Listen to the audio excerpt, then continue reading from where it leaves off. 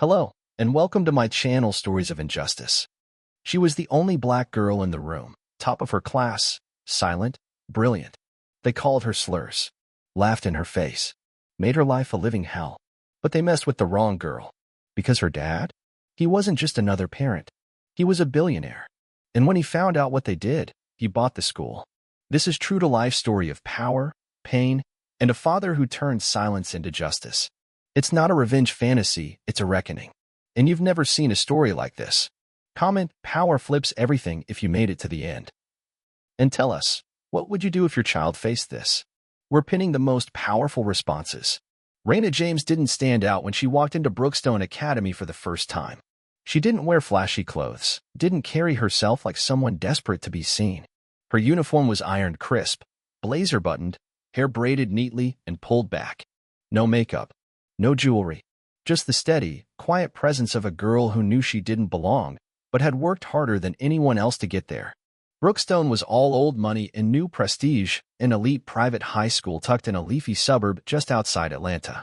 Polished stone buildings, glossy brochures full of smiling white faces, mission statements about excellence and character, and a student body that made Raina feel like a shadow from the moment she stepped onto campus. She was 16, junior year. Top of her class back at Jefferson High, where teachers begged her to apply to bigger opportunities. The scholarship to Brookstone had come through last minute. Full ride. Academic merit. No one could question her credentials. But they did anyway. The first week, no one said her name unless they were forced to. They just stared. In the lunchroom, she sat alone. Every day. Even when she tried to join a group, someone would shift their backpack into the seat beside them, smile politely, and say sorry. Taken. When she walked by a group of girls in the hallway, they went quiet, but not silent. Enough to whisper. Enough for her to hear. Is that the scholarship girl? Yeah, the diversity pick. She looks like she's scared of conditioner. It got worse in class. In AP English, the teacher asked a question about To Kill a Mockingbird. Raina raised her hand, gave a thoughtful, sharp answer about systemic injustice. The teacher nodded. But a boy in the back, Connor, baseball jacket, smug grin, called out just loud enough for others to hear. Of course she knows all about racism. Probably runs in the family. Laughter. Chuckles. Not loud. Not wild. Just quiet enough to make her feel alone. Again. The teacher didn't say anything. Just moved on to the next question. At first, Raina tried to shrug it off. She wasn't new to being the only one. Back at Jefferson, she'd been one of a few black students in her advanced classes. But there, she had friends. Teachers who believed in her. Here? It was like breathing through glass.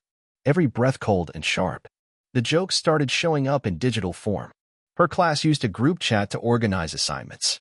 She joined, politely introduced herself. The next day, someone sent a gif of a monkey eating a banana, captioned, Raina doing her homework. It got 6 laughing emojis. No one said a word against it. She tried to report it to the teacher. The response? Kids can be insensitive. Just focus on your studies. Then came her locker. One afternoon, she opened it to find a piece of watermelon candy taped to the inside, along with a handwritten note. Snack for our resident welfare queen. Her breath caught in her throat. She looked around. A group of students down the hall were watching, smirking, waiting to see what she'd do. She didn't cry. Not then. She just peeled the candy off the door, crumpled the note, and stuffed it in her bag. Later, she'd read it again in her bedroom. Alone. The handwriting was familiar. She didn't need a name to know who it was from. That weekend, she begged her mother to let her transfer back. But her mom just placed a hand on her shoulder and said, Baby, I know it's hard, but this school is your ticket out. Just make it through. So she did what she always did, buried the pain and showed up again Monday morning, only to find a picture printed and taped to her locker. It was a doctored image, her school photo, edited crudely with darkened skin, giant red lips, and a speech bubble that read, Yes, massa, I's gone do my homework. Raina couldn't move. She just stood there. The hallway buzzed around her. No one stopped. No one pulled it down. Someone even walked past and muttered, That's messed up, but didn't slow down. Finally, a janitor came by. An older black man. He saw it, stopped, and gently pulled it down without saying a word. Their eyes met for a moment. She nodded once. That was all she could do. Monday morning. Rain tapped the windows like the world was holding its breath. Brookstone Academy looked polished as ever, brick buildings under gray skies, students in crisp uniforms rushing toward homeroom, laughter bouncing off the stone walkways like nothing was wrong. Like everything was fine. But Raina James knew better. She sat in the back seat of the Uber, watching the school's gates draw closer. She used to take the bus, but stopped after the incident 2 weeks ago. Someone had drawn a noose on her seat in Sharpie. She didn't tell her parents about that one. What was the point? As the car rolled to a stop, she took a breath, smoothed her uniform, and stepped out. Her posture was perfect. Head high, shoulders set. On the outside, nothing was wrong. On the inside, it was all unraveling.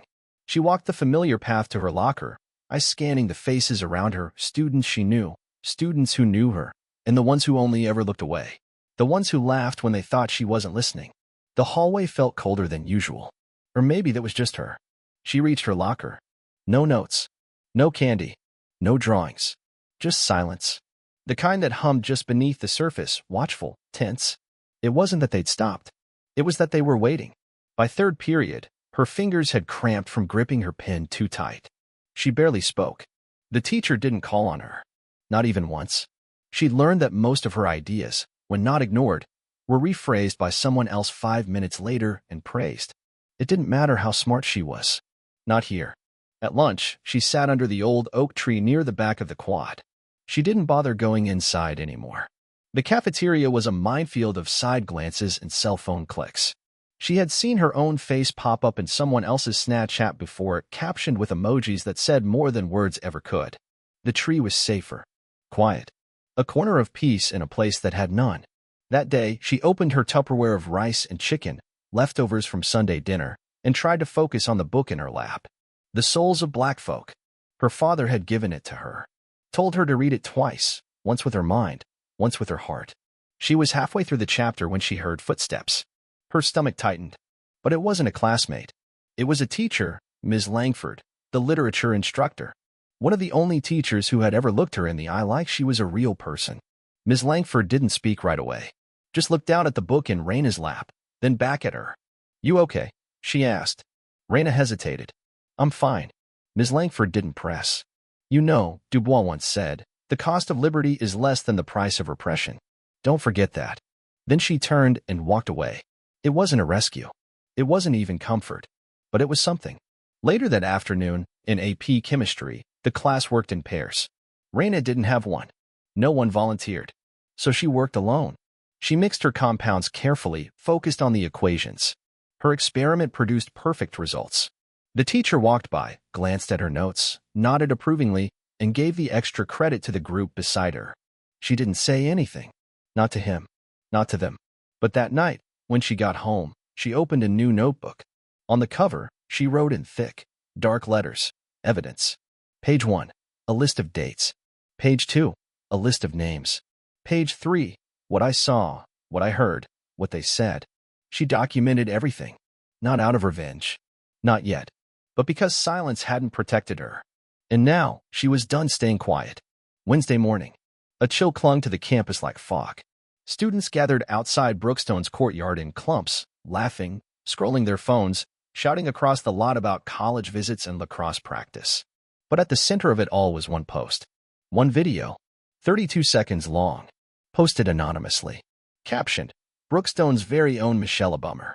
It was a deepfake. Raina's face edited onto a viral clip of someone crying during a spelling bee. The audio was altered too, adding in stuttering, an exaggerated voice, and racial overtones that made the laughter feel more like a punch. By second period, half the school had seen it. Some laughed openly. Others played it discreetly under desks, smirking, eyes darting toward her in class. Even the teacher seemed uneasy, clearing his throat when the whispers got too loud but never saying anything direct. Raina sat in her desk, still. Every sound was an echo in her head. She didn't flinch, didn't move. But inside, she was unraveling by the second. Her notebook, the one labeled evidence, sat under her desk. Closed, but heavy. That afternoon, as she walked past the student lounge, she saw it again, this time on the projector screen. A group of seniors had plugged someone's phone into the HDMI cable. The video played on loop. When she walked in, the room went silent. The projector went black. One of the boys, tall, track jacket, name stitched on the chest, Bryce, gave her a mock salute. "Evening, ma'am," he said. "Didn't see you there." Another one, Dylan, snorted. "Y'all be quiet. We got royalty in the room." He cupped his hands around his mouth. "Hail to the chief." Laughter. From all corners.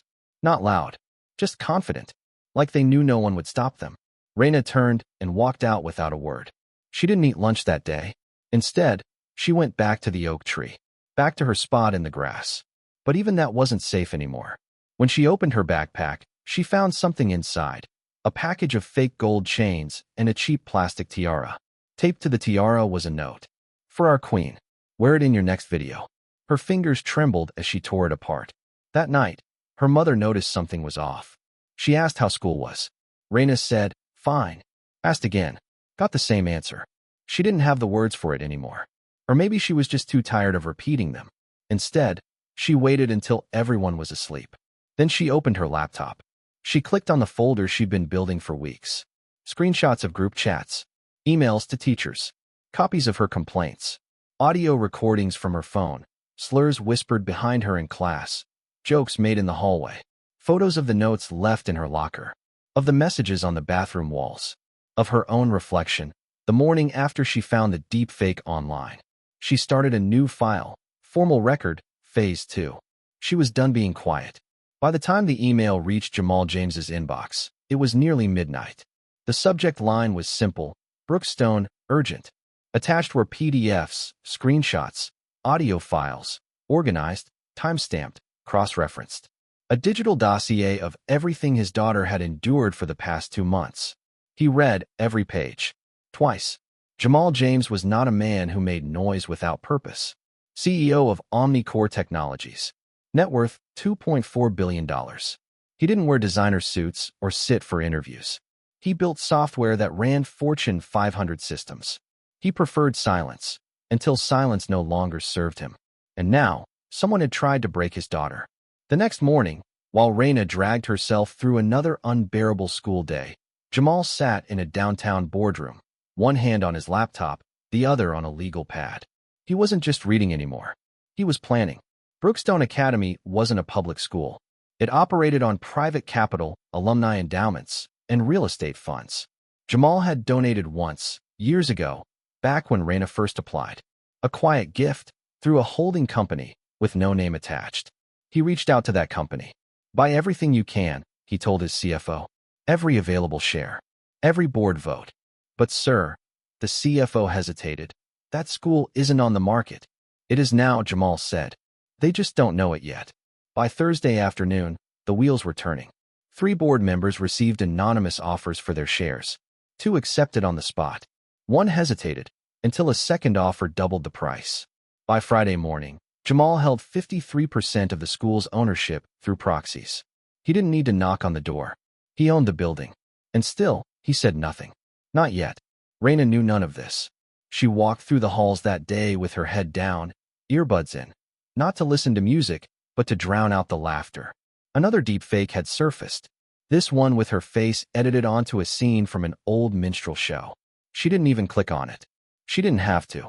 During lunch, someone dumped a trail of grits from her locker to the cafeteria doors. No one said her name, but everyone knew. She went back to the oak tree, sat alone, closed her eyes and tried to breathe. In her bag, her notebook was full. Her voice was there, even if the school refused to hear it. She didn't know what else she could do. Then her phone buzzed. A message from her dad. "You doing okay?" She stared at the screen. Typed, erased. Typed again. "No." Seconds later, another message came through. "Come home early. I'll pick you up." He didn't offer advice. Didn't ask her to explain. That afternoon, for the first time in weeks, Raina walked out of school before the last bell rang. No one tried to stop her. No one noticed. She climbed into her father's car, dropped her bag on the floor, and sat in silence. Her face was blank, her chest tight. Jamal didn't ask questions. He just drove. But when they got home, he handed her a thick folder. Inside were documents, legal records, investment logs, a breakdown of Brookstone's ownership. She scanned the first page, then the second. Her eyes widened. At the bottom was a letter. "As of today, I am the majority owner of Brookstone Academy. Effective immediately, changes are coming. And you, Raina, are at the center of them. I love you, Dad." She looked up, stunned. You bought the school? I bought enough, he said. And what happens next? He smiled faintly. That's up to you. It started with an email. Sent at 7:12 a.m. Subject line, immediate faculty and student briefing, gymnasium, 8 a.m. Mandatory. No exceptions. Raina read it on the ride to school. Her father drove her again, quiet, calm, dressed in a charcoal suit that looked far too serious for a school drop-off. Are you sure? She asked. Jamal looked over. This isn't just about you anymore. As they pulled into the parking lot, students gathered around their phones, murmuring with confusion. Assemblies didn't happen out of nowhere. Not at Brookstone. Not without warning. By 8 a.m., the entire student body had gathered in the gymnasium. Rows of metal bleachers. Teachers lined along the wall. The principal stood stiffly near the podium, eyes locked forward, but saying nothing. Then the double doors opened, and in walked Jamal James. No introduction. No fanfare. Just the weight of presence, quiet and undeniable. Most students didn't recognize him at first, but their phones did. As they pointed their cameras, a cascade of whispers turned into gasps. Wait, that's Jamal James? The billionaire? Omnicore. Why is he here? He stepped up to the microphone. Calm. Measured. His voice filled the gym like gravity. Good morning, he said. For those of you who don't know me, my name is Jamal James. As of last week, I became the majority owner of Brookstone Academy through a series of private investments and holdings. That's not why I'm here. The room froze.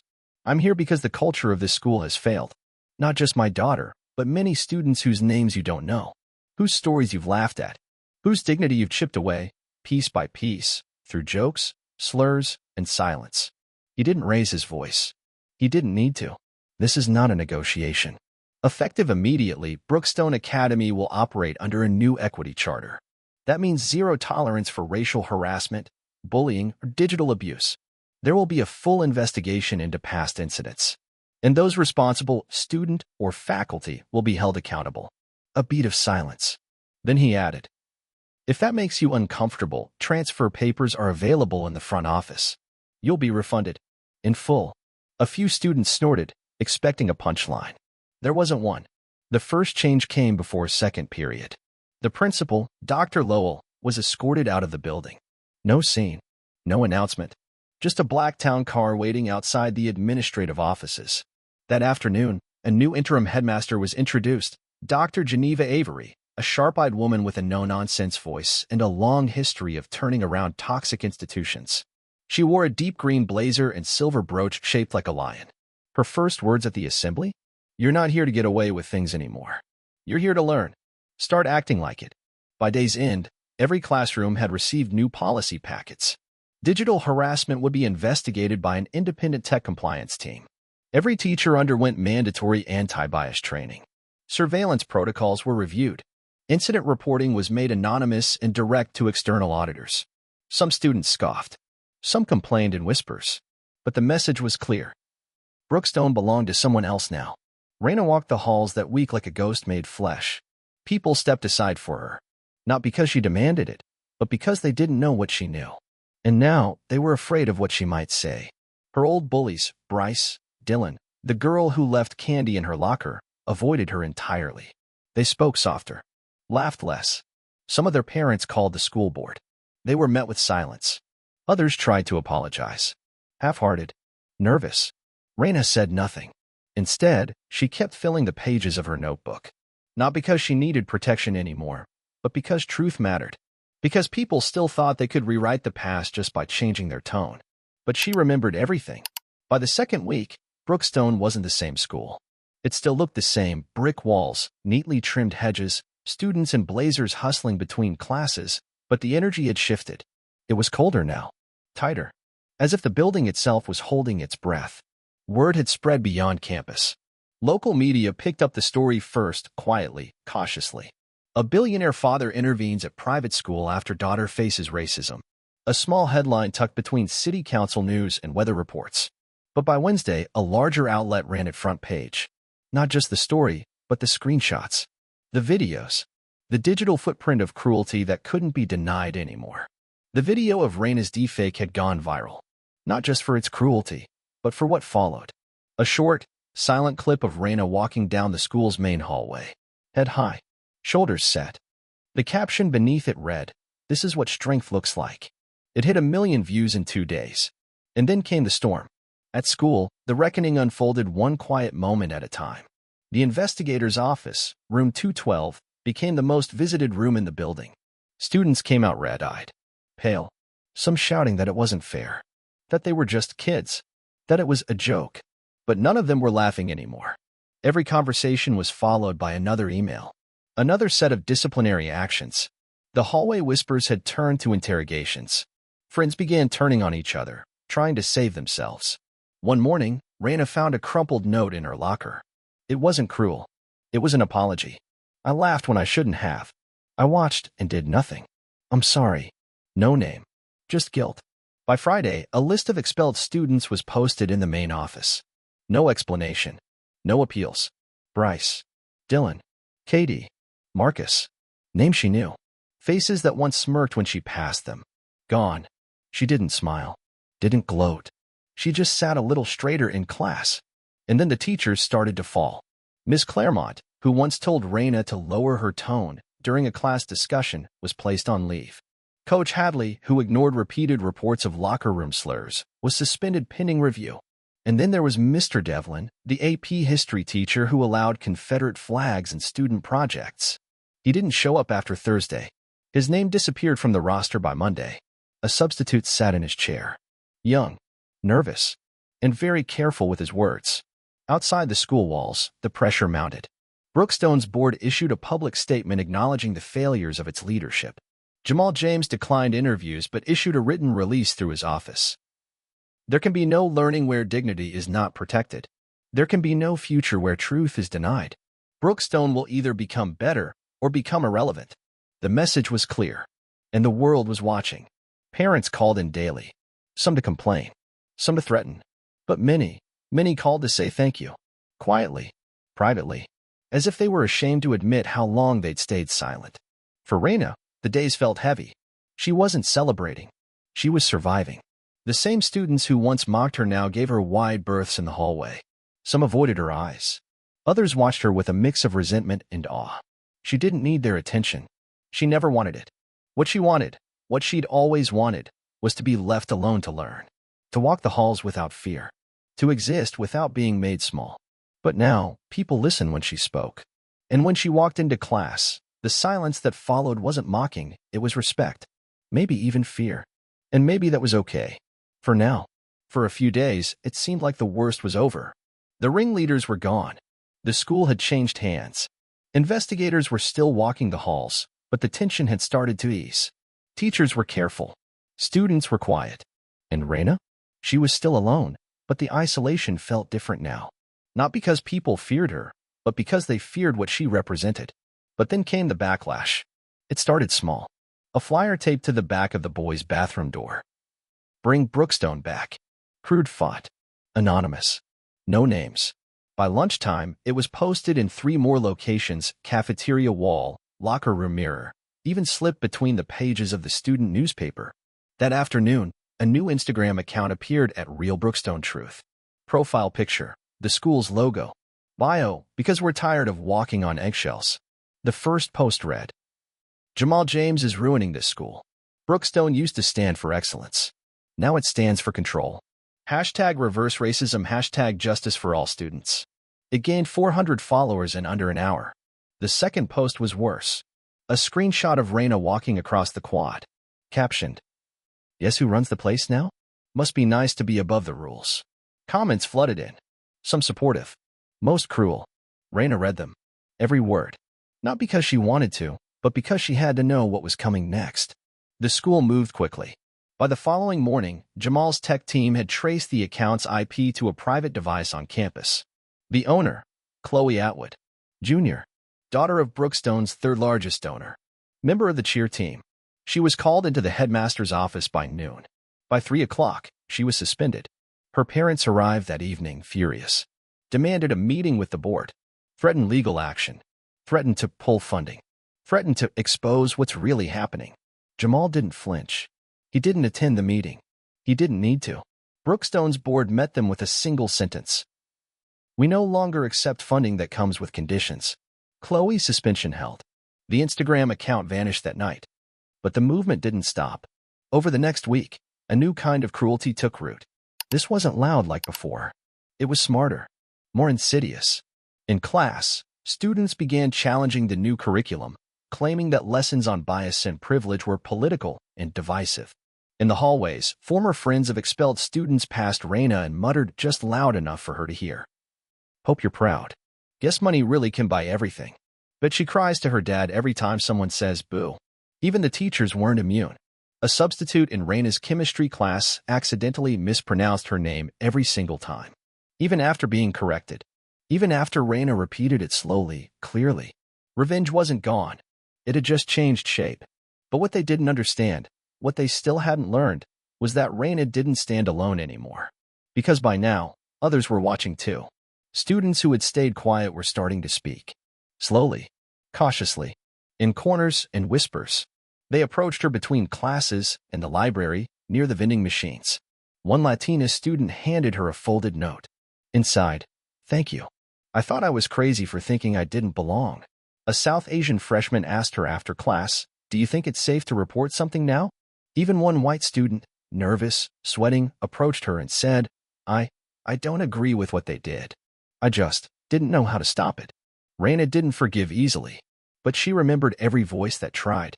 Outside the walls, the story was still growing. A national news outlet picked up the clip of Jamal's speech from the assembly. The caption read, "Billionaire father buys school, enforces reckoning for racial bullying." It aired on the evening news. By the next morning, Brookstone was on every feed. And the school that once silenced Raina James had become the loudest symbol of change in the state. The night after the national story aired, the James home was silent. Outside, the world was buzzing. News crews parked just past the gates. Hashtags were trending. Think pieces were pouring in. Praise, criticism, opinion.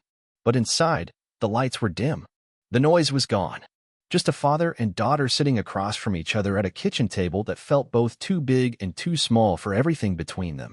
Raina picked at the edge of a napkin, her half-eaten dinner cold on the plate. Her father sat across from her, a cup of black coffee untouched. "I didn't ask you to do all this," she said quietly. "I know," he said. Silence stretched between them. Then she asked, softer this time, "So why did you?" Jamal didn't answer at first. He just looked at her, really looked. At the tiredness in her eyes, the guarded posture, the scars she hadn't yet put into words. Then, without warning, he stood, disappeared down the hall, returned a moment later with an old black shoebox. He placed it on the table, removed the lid. Inside were photos, faded school IDs, newspaper clippings, a cracked pair of glasses, a ribbon from a science fair, a tarnished medal engraved with "Second Place, Debate, 1989. He handed her one of the pictures. A boy about Raina's age stood in a school hallway, alone. Behind him, barely visible, was a wall covered in marker. Slurs. Drawings. "That's me," he said. "8th grade."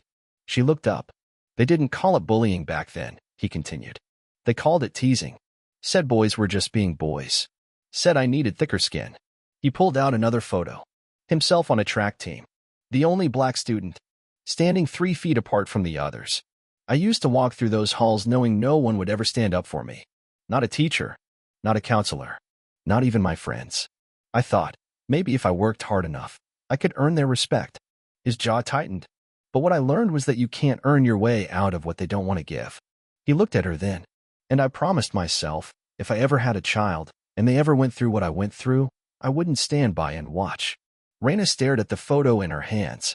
"You never told me any of this," she whispered. "You never needed to know," he said. "Until now." The next morning, Raina woke to find a sealed envelope on her desk. Inside was a handwritten letter. "You've endured more than anyone should ever have to in silence. But silence isn't your story, Raina. Not anymore. Speak. Stand. And when you feel alone, look to your side. I'm there. Always. Love, Dad." Below the letter was a USB drive. On it, a video file. It was a clip of her first science fair presentation, years ago. She was in middle school. Nervous. Hair too big for the headband. Voice shaky as she explained the principles of kinetic energy. In the background, her father's voice could be heard. "That's my girl." Back at Brookstone, whispers still lingered. Some students called her the plant. Said her dad had bought her justice. said she didn't deserve the spotlight. But Raina no longer walked like someone afraid to be seen. She didn't run from the whispers. She walked through them. And she wasn't alone. By the start of April, Brookstone looked different. Subtly, but undeniably. The cracks in the foundation were still there. Years of unchecked behavior don't disappear overnight. But something had shifted. The walls no longer echoed with laughter at someone else's expense. Jokes were told more cautiously. As no longer darted toward her when the topic of race came up in class. Teachers spoke more deliberately, more carefully. Not out of fear, but out of sudden, overdue awareness. The posters in the halls had changed too. Gone were the generic school slogans about excellence and integrity. In their place, new ones. We do not protect cruelty. Bias is a behavior, and it has consequences. You're not alone here. Not anymore. At first, some students rolled their eyes. Others whispered that the school had gone soft. But then they saw the results. A student was suspended for filming a prank that targeted a disabled classmate. Another was forced to publicly apologize after mocking an international student's accent. 2 teachers resigned after the internal equity audit flagged inappropriate jokes made in class group chats. Brookstone was no longer a sanctuary for subtle racism dressed in prep school polish. It was a place being rebuilt, brick by brick. And through it all, Raina stood at the center. Not by choice. By gravity. She'd never asked to lead. Never sought attention. But in the void left by silence, her courage had become a signal to others. One day, a sophomore girl from Nigeria approached her after biology. "Can I sit with you?" she asked, her voice soft. Raina blinked. Of course. Another time, 2 boys, both Latino, one from her history class, asked if she would speak to the student council about including immigrant perspectives in the new curriculum. She agreed. Not because she wanted the spotlight, but because she finally saw what she had built, not a moment, but a movement. By mid-April, a new committee had formed on campus, the Brookstone Equity Collective, created by students, supported by faculty, backed by administration, and they asked Raina to chair it. She hesitated. She still remembered the locker notes, the deepfakes, the trails of candy and chains. "Why me?" she asked. A teacher replied, "Because when the building was burning, you didn't just survive. You stayed." She said yes. The first meeting was held in the library after hours. 15 students showed up. Black, white, Asian, Latino. Some were loud. Some were quiet. All of them had stories. Stories of being ignored, laughed at, marginalized. But also stories of growth, of speaking up, of small wins in hard places. Raina stood at the front of the room, nervous, heart racing. But when she spoke, the room hushed. "This isn't about tearing things down," she said. "It's about building something that should have been here all along." And just like that, a new chapter began. Outside the school, the media attention began to fade. New headlines replaced the old ones. Brookstone dropped from the trending lists. The noise receded, but the impact remained. Applications from students of color rose by 41%. The school board voted to make the anti-bias training permanent. A new scholarship was announced, funded by Jamal James himself. Named after Raina's late grandmother, the Lottie Grace Fellowship for Justice and Equity in Education. Raina didn't cry when she heard, but she did close her eyes and whisper, "Thank you." The final weeks of the school year moved like shifting ground beneath steady feet. The storms had passed, but their echoes lingered. Brookstone wasn't perfect. It never would be. The scars of what had happened still clung to its corners, in the unspoken glances, the quiet seat changes, the subtle pauses in conversations when the word race came up. But the culture that once enabled cruelty now had cracks wide enough for sunlight to break through. And Raina? She walked those halls like someone who had made peace with the battle, but never forgot it. Final exams came and went. Her grades remained untouched by the chaos. Straight A's. Again. But something had changed. Not in her work, but in her presence. People listened when she spoke. She was invited to speak on a panel about youth leadership, then another on student equity. She turned most down. Not because she wasn't honored, but because she wasn't chasing attention. She was focused on one thing: building. The Brookstone Equity Collective had grown from 15 students to over 60. The committee had introduced new curriculum suggestions, initiated peer-led mediation circles, and launched the school's first Justice Week, a series of workshops and open forums that gave students the mic. Some called it performative, but others called it healing. On the last day of school, Raina sat in the library alone. Not because she was avoiding anyone, but because she was writing a letter. Not for publication. Not for show. For herself. She wrote about the oak tree where she used to eat lunch in silence. About the locker where they left her candy. About the day her father walked into the gymnasium and changed everything. She wrote about the fear, the rage, the exhaustion. But mostly, she wrote about what came after. The rebuilding, the reckoning, the relief of being seen. And then she folded the paper, sealed it in an envelope, and placed it inside the back of a library book, The Souls of Black Folk by W.B. Du Bois. She smiled. Let someone else find it when they were ready. Graduation was quiet. The senior class had been reshaped. Some of the loudest voices were gone. Others were softer now, reflective, maybe even remorseful. No one threw shade during her walk to the stage. No one mocked her name when it was called. They stood. The entire room. And for the first time, Raina James walked across a stage not as the girl who survived, but as the girl who rewrote the story. She shook the headmaster's hand, took her diploma, made eye contact with her father in the crowd, and smiled. Outside, Jamal waited at the bottom of the steps. He didn't bring a camera crew. He didn't give a speech. He just opened his arms. She didn't run, didn't rush. She stepped into them with the calm of someone who had already won. He whispered in her ear, "You did it." And she whispered back, "We did." 3 months later, she started college. Different city, new faces, clean slate. But the past didn't disappear. It followed her, but not like a shadow, like a banner. The girl who stood her ground. The girl whose father bought the school. The girl who turned silence into change. This wasn't a story about wealth, or punishment, or even justice. This was a story about power, where it lives, who gets to wield it, and what happens when someone finally uses it not to protect themselves, but to protect those coming next. Raina James didn't just make it through. She left the door open behind her. So the next girl with braids and books and brilliance doesn't have to walk through fire just to sit in the front row. The end of this story isn't the end. It's a beginning. Drop a comment. Tell us where you watch from. And tell us, if you could change the system, what's the first rule you'd rewrite? Goodbye, and see you in the next video.